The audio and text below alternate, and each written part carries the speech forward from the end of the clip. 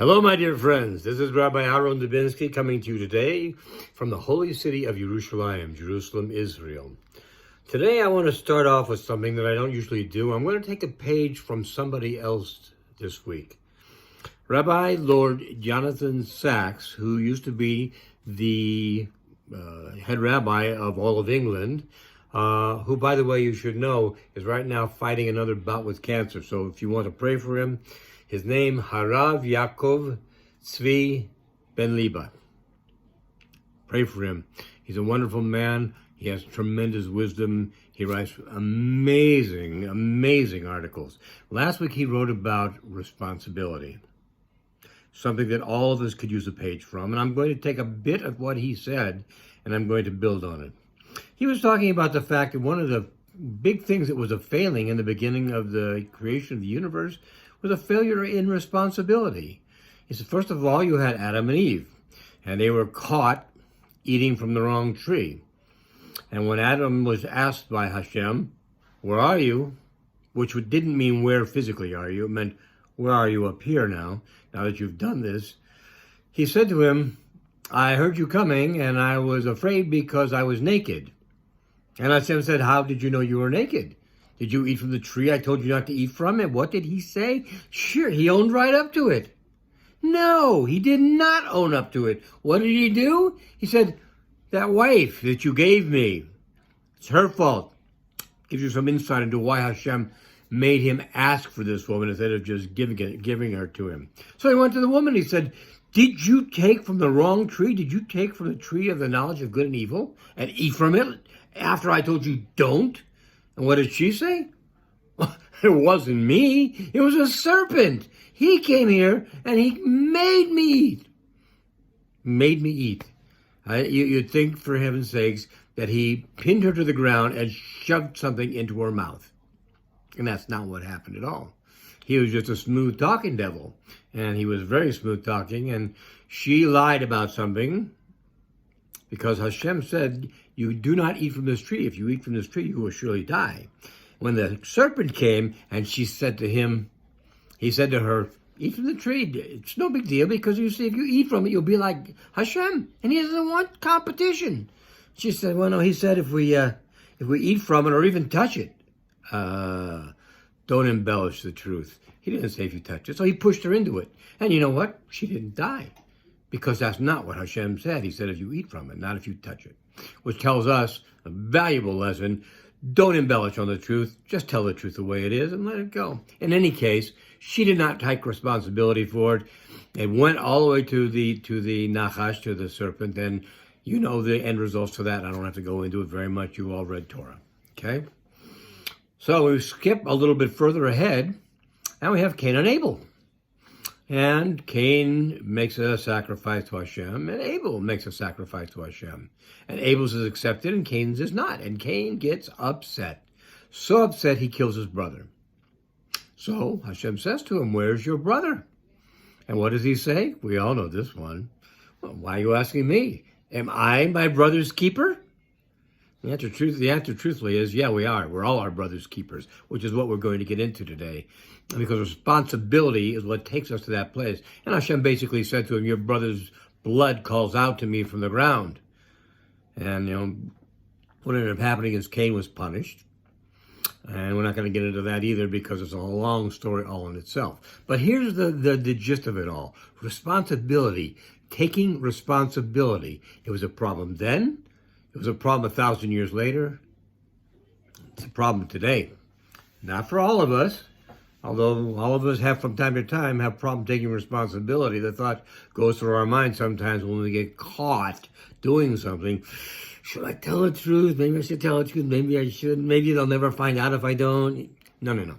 Responsibility is extremely important. It's what helps keep the world spinning in a normal way. It's what keeps it right. It's what keeps it going the right way. We're going to talk about Noah in just a minute, but I don't have that much time, so I'm going to go through this very quickly. So we have to do responsibility. We have to take care of responsibility. Even today, for example, I'm afraid this particular talk is going to maybe lose me some of the people who listen to me. It's not that huge of an audience anyway. And if that's what you feel, then that's what you feel. But understand, you have a a very important election for president and for representatives coming up in the United States. And you have to really ask yourself, what are the facts? And you have to take the responsibility to make your choice based on the facts, based on knowing what's going to happen, whether you go right or whether you go left, okay? On one side, you've got somebody who's been president for almost 4 years. He promised he would do a lot of things, and unlike most presidents, he surprised everybody. He did what he said he was going to do. No, he didn't get them all done, but he was working on his own. He was working with everybody trying to work against him and stop him. They tried to stop him with Russiagate. They tried to stop him with impeachment. They tried to stop him in a dozen different ways, all of which were made up, all of which were designed to make him look bad and to fail. But he went ahead anyway because he's strong. I personally believe, again, just me personally, you believe what you want, I believe he was chosen by Hashem to do that because of who he was, because he's connected to God, because he's connected in his thoughts, because he's connected in the way he does things. On the other side, you have a man who recently we found out sold out his country to enrich himself and his family. That in itself is terrible because he did it to countries like China, Ukraine, Soviet Union, who are not friendly to the United States, which means that he's in a position where he can be taken advantage of and he can be blackmailed, for lack of a better term. Not just that, let's take a look at what else this other side stands for. They stand for abortion. I don't know what you think about abortion, but I'm going to tell you it's murder. You don't kill a child, not even an unborn child. A child is a gift from Hashem. It comes down, it is a gift from Hashem. You don't kill this child just because this child has no say, just because it's a matter of convenience. I'll be the first to tell you that, yes, there are cases where you do need to do abortion. You need to do them in cases of medical emergency, where someone is at risk of dying. You don't want somebody to die because of this. Then it is justified in most cases.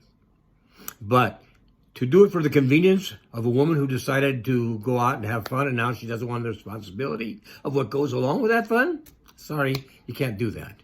It's against everything that God stands for. He says, you shall not murder. That is murdering. And they'll do it right up to the time the baby is born. And if the baby is born alive, while they are taking it out in an abortion, they can let it just sit there until it dies. Is this a civilized society? Is this the kind of society we want to be a part of? I don't think so. And this is something that they stand for very, very strongly. This week, former Vice President Joe Biden said if an 8-year-old feels that he is really a girl, then his parents have no right to stop him from acting like a girl. Is this what we really believe? Do you know, when Hashem makes us, he doesn't make mistakes. He makes us the way we're supposed to be. Okay? If we're supposed to be a boy, he makes us a boy. If he wants us to be a girl, he makes us a girl. It's not our choice to do that. This is not within what we are allowed to do. These are not man-made decisions. They are part of morality, which are all God-made. They come from a creator of the universe, and they come to make us live a loving, joyous, and fulfilling life. Also, you have the situation where people want to pay reparations to people who are never slaves, paid for by people who never owned slaves. Tell me how stupid is this, okay? Now let's go a little bit further. They want people who are gay. That's a term they use now for people who want to have same-sex marriages. The Pope just this week, okay, same-sex marriages. I don't know what Bible he's looking at, but it says it's an abomination to even have a relationship like this, let alone to legalize it in a marriage. And that they could have children. Oh my gosh, you really think this is right? This is what they stand for. This is exactly the opposite of what the right stands for. So let me ask you, when you take responsibility, which side are you going to go with? And I want you to think about something else also. It's very important. It's not just about the United States. The President of the United States today, and assuming he'll be reelected again November 3rd, is one who stands between the world as we've always known it and a world of socialism, where a few elites run the world who are very wealthy, very well taken care of, and the rest of humanity fights for the scraps. This is not what we want. Again, I don't like to get into all this stuff with regard to politics, but understand, these are things that are important. The people who are gay, I understand. It's a problem. I wasn't always a rabbi in Jerusalem. When I was in my 20s, I was a dancer. I knew a lot of gay people. I talked to them. And when they realized that I was not going to be part of their little community, they talked to me and they told me a lot about what they do. And here's a fact. Being gay, people say, I had a woman come to me and she says, "You think I choose to be gay?" I said, "Of course you do." She says, "No, I don't." I said, "Yes, you do. You may have a propensity to be gay, but you can fight it. It's like having somebody come up to you and say, "I steal things because I'm a kleptomaniac." You think I choose to be a kleptomaniac? Of course you do. You could say no. You could not steal. It may be difficult for you. You may have to get some type of psychological help for it, but you could do that. Being gay is the same thing. It's a tikkun. We've talked about this. It's a correction. Hashem made you that way because there's something you need to correct. The correction is to say, no, I'm not going to pursue that lifestyle. I'm going to pursue a lifestyle that I've been told by the creator of the universe is healthy for me, not one that is going to be harmful to me. It's a tough thing to do. It's probably the hardest tikkun, but there's a lot of hard tikkuns. Matter of fact, most people will tell you they'd rather have the tikkun of their neighbor, which is really funny because their neighbor would rather have their tikkun. How do you know it's your tikkun? Because it's really, really hard for you. And that's what we need to clean up. That's what we need to correct while we're on this planet. That plus whatever else we have to do. Sorry to get into so many political issues this week, but time has come. You've got only about 2 weeks left until this election is coming. If you make the right decision, the world will go on in a way that hopefully Hashem wants it to go on, and in a way that is the type of world you more or less probably grew up in. If not, the other side is going to be very, very painful for a lot of people. You know, it's the idea of boys going into girls' bathrooms is disgusting. The idea of girls going into boys, again, to me personally, disgusting. No reason for this to go on, except that somebody just wants to advance an agenda that is not moral, that does not follow the laws of the creator of the universe, and you don't want to be the person that does that. So, those are my feelings. You, I'm sure, have your own. So, having said all that I wanted to say, think carefully and make sure you go and vote for the world that you want. Do not vote for the world you don't want. In the meantime, everybody have a great Shabbos if you get this before Shabbos. If not, Shavua Tov, have a great week ahead. I love you all. I'm happy the fact that you even listen to what I have to say. And hopefully, if you understand and you agree with what I've been saying, tell your friends. Tell as many of them as you can, because a lot of people right now are extremely, extremely confused and they need your help. So help them. It's a mitzvah. It's a good thing to do. It'll make you a better person. You'll live a better life because of it. Have a great Shabbos. A great week ahead. I love you all. I hope to see you next week. Be well. God bless.